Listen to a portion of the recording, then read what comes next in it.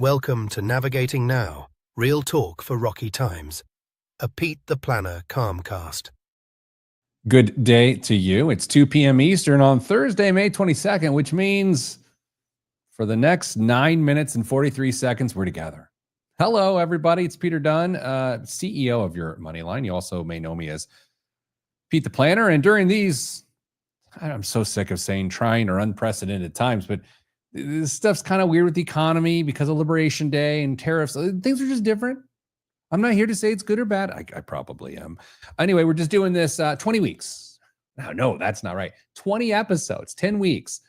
We're just trying to understand the economy, trying to understand the market, and little personal finance tips. We do one of each time we get together, twice a week. And here we are. And here's what's happened since the last time we got together. Well, let's start with the positive.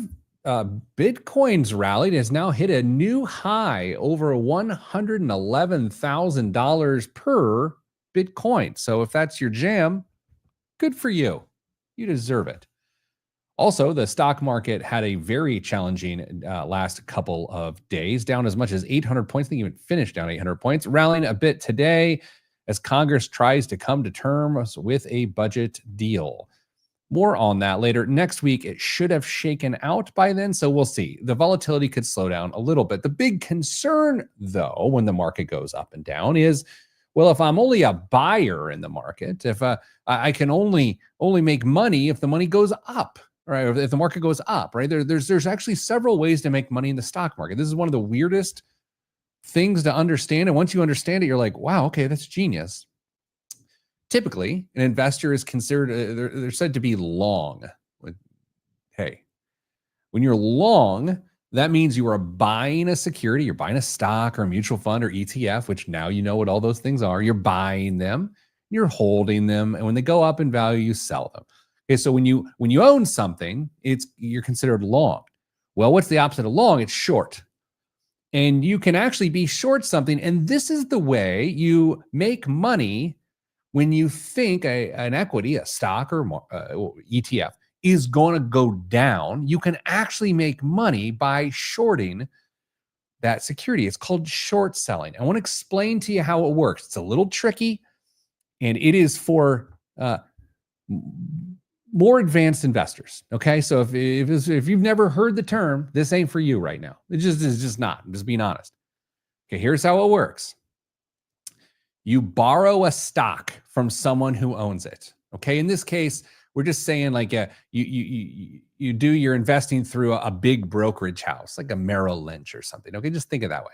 Okay, so you're borrowing, let's say you're borrowing 100 shares of Apple. Okay, don't worry about Apple, just got to pick something.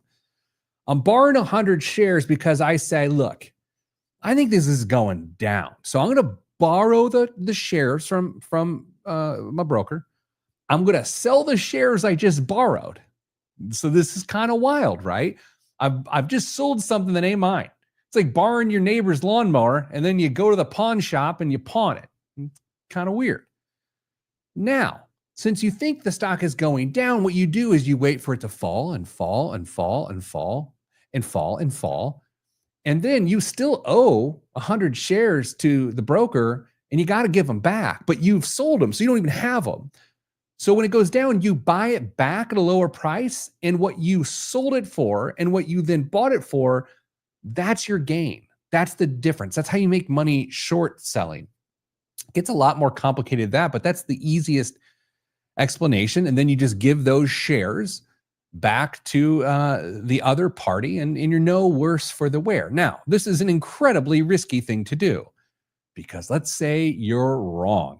Let's say you're really wrong and you borrow 100 shares, you sell it. So now you owe 100 shares and it keeps going up and it goes up, it goes up and it goes. You got to pay them back. You got to give them the 100 shares back. So then you have to buy back at a higher rate and then you lose money. The thing about that is there's a never ending ceiling of how far something can go up. We've seen that with, so you could lose a lot of money by doing it that way. All right, so that's short selling. That's how you make money in a falling market. More specifically, the market for a falling individual equity or ETF. Okay, you know what people talk about a lot on the news and at parties that I'm never invited to. People talk about the yield curve. Now, I live in a roundabout community. There are like hundreds of roundabouts instead of stop signs. So I'm always part of a yield curve in a way. But the yield curve is a thing, okay? It is a line graph, oddly enough, showing interest rates, yields on interest rates, we'll explain in a second, on U.S. government bonds specifically, okay? So this line compares short-term interest rates versus long-term interest rates. And normally, long-term interest rates are higher because you're lending money longer, okay? So if I'm going to borrow money, or I'm going to buy a 30-year bond, the interest rate on that, what's called the coupon rate, is going to be higher than if I bought a 2-year treasury. Because they're borrowing the money from me for less time, so they don't have to pay me as much. So typically, short-term bonds pay less a coupon rate than a long-term bond. So, and occasionally what can happen because of economic conditions is that can flip. Then all of a sudden you're paying lower rates.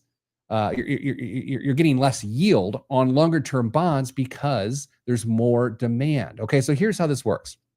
Let's say there's a 3% interest rate on a 30-year bond. A 3% interest rate, we'll call it the coupon rate, 3%. So I give them $1,000 and then they give me 3% a year. Now, that bond that I now own, it goes up and down in value irregardless of the 3% interest rate, okay? So when a lot of people want these bonds, when a lot of people want a 3% interest rate, then the price goes up, okay? So now it's worth more. However, the yield, meaning the percentage in comparison to the price of the coupon rate, goes down. Okay, so when people are fleeing for safety, which is 30-year bonds, then you see yields go down.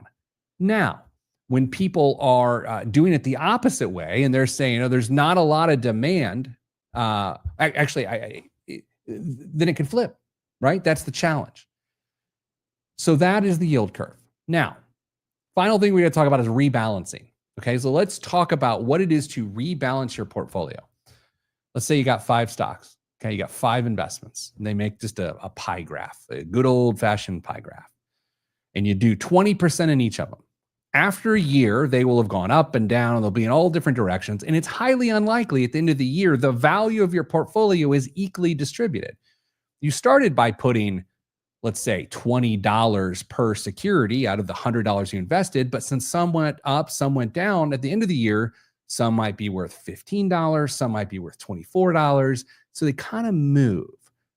So based on what your original investment was, you're now unbalanced, right? You invested 2020 for a reason, because it was the right thing to do for the risks you were willing to take. That is the base, right? That you're like, okay, that's what I'm like. I'm comfortable. This is balanced. Well, when it performs, good, bad, or otherwise, you get unbalanced. So rebalancing is going back to those original percentages within the portfolio.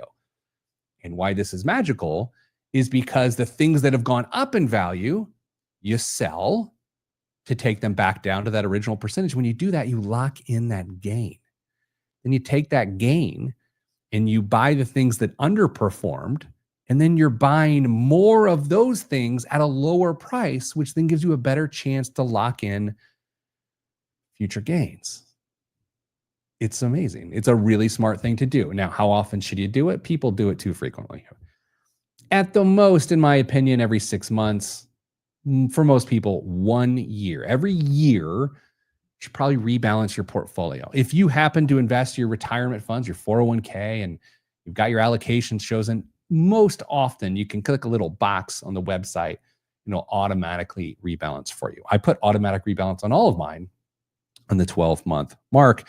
Consult a financial advisor.